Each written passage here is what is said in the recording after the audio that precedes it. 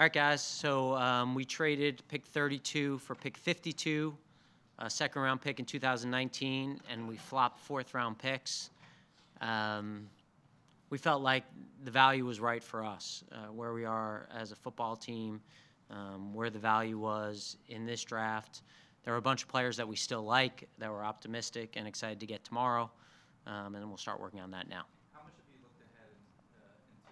2019 draft and how strong that is in comparison to this one?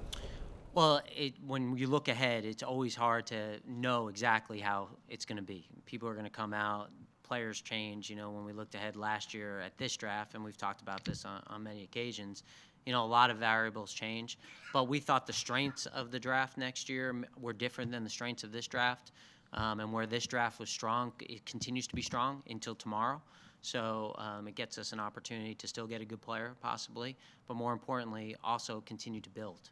And for us, we want to win this year, but we want to continue to win. We want to win in 2018, we want to win in 2019, 2020. And there's not many times that you get an opportunity to move back in a draft and pick up a second-round pick. So for us, we thought it was the right value. Did you go in tonight thinking that most likely trade back was going to be your number one likelihood? You know, when we've been in this situation and gone into a draft thinking that we're just going to trade back, it's hard to find willing partners. And when we kind of go through these scenarios and say, well, you know, maybe the team at 29 takes that trade, maybe the team at 30 takes that team, maybe at 31. So we were expecting to pick at 32, and we had some guys that we really liked that were on the board.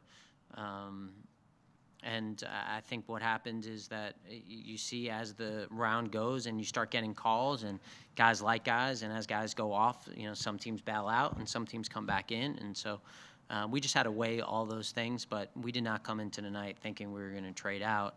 We had gone through the scenarios of what we would trade out for, and we wouldn't have traded out just to trade out because we did think there was good value at 32. You traded with the Ravens, but how much interest was there in that 32nd pick? There was a bunch of phone calls, and there was actually, it's interesting as you go through and as you get closer to your pick and guys get excited about guys, and you have some teams that bail out and they'll call you after a pick and say, that was our guy, we're out, and then you'll have guys come in. So we just try to keep track of that. Our staff does a great job of trying to keep track of all the offers we've gotten. We put them together, and we just felt like this was a really good trade for both teams, you know, for the Ravens as well. But for the way we're trying to build, it was important that we get more resources going forward. Jackson, a guy that you felt, if he fell to you, would attract interest? We did. We did. You know, we had a list of guys that we thought that if they possibly fell could attract interest. Again, you know, our concern is just that when you're picking 32, are people making the same offers at 31, at 30, and 29? And some of those teams ahead of us have a history of trading out too. So we were prepared to pick, but we're also excited about the opportunity tomorrow, Saturday, and really we're starting to get a bunch of picks for 2019. So we're excited about that as well. Are you at 9 for that right now? 9 picks next year? How do I answer that question? I don't know. Well, I don't know because the comp picks, you know, I don't know. So minus the comp picks, we are at. We have an extra 7th. We have an extra 2, right? Yeah. Is this like a trick question? I feel like I'm gonna get tricked, and Jimmy's gonna like put like this like trick formula, like algebra formula that I messed up, and I don't know our picks.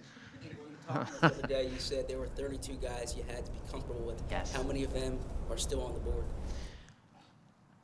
Do I have to give the answers to the test? We have we had a group of guys at 32 that we would have been really excited about picking. Will they be there at 52? I don't know, but that helped us make the trade because we felt like there was a cluster of guys that were kind of grouped together for us. We had an order of them, and we were ready to pick, but we're excited about kind of going back and seeing if we can make some of that magic happen tomorrow.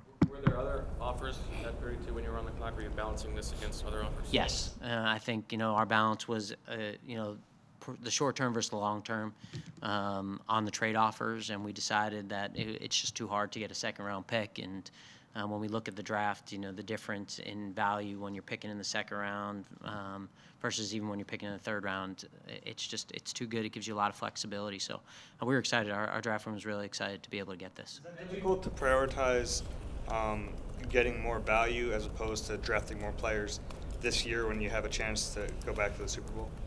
we still have a chance to go back to the Super Bowl. And so I think for us, it's just we don't want to totally be short term. And at the end of the day, second round pick's a second round pick. So if someone's offering a third round pick in this year, and it's the middle of the third round, even if you're getting a second round pick a year later, we're not necessarily just taking down the value because it's a year later. Second round pick's still a second round pick. We just got to wait for it. How did this specific trade come about? Had you talked to the Ravens leading up to the draft about this specific scenario, or did they just call while you were on the clock? You know, I say these are like the Ozzie and I have summer house in Orange Beach, so these are like the Orange Beach summer house conversations, you know. And so we kind of had a thought from all the conversation we have. Obviously, the relationships go back and forth, and we knew that they were interested in adding firepower. And so we knew there were certain players that if they were on the board, the phone was going to ring, and it rang. But again, they weren't the only offer. We were weighing their offer versus other offers, and we were excited that there was some good value for that pick. 20 picks is a long way away. Are you comfortable if you see a player that you really did like?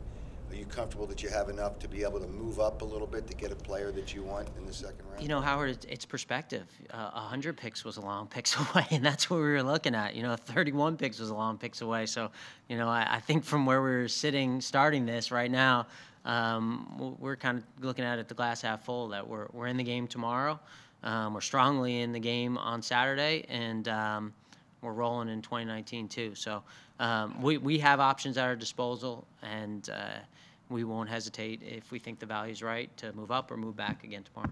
Was there any one guy that you were really disappointed that you didn't get, that kind of fell off, and maybe that influenced the trade? Do we count guys that went in the top 10? No, I think we had a pretty good sense of what was going to be there at 32. You know, there's always guys when you get to the 20s that you're kind of, you know, crossing your fingers and hoping fall to 32. But I don't think hope's a great strategy. So we knew that it was probably not realistic, and we felt we had a firm handle.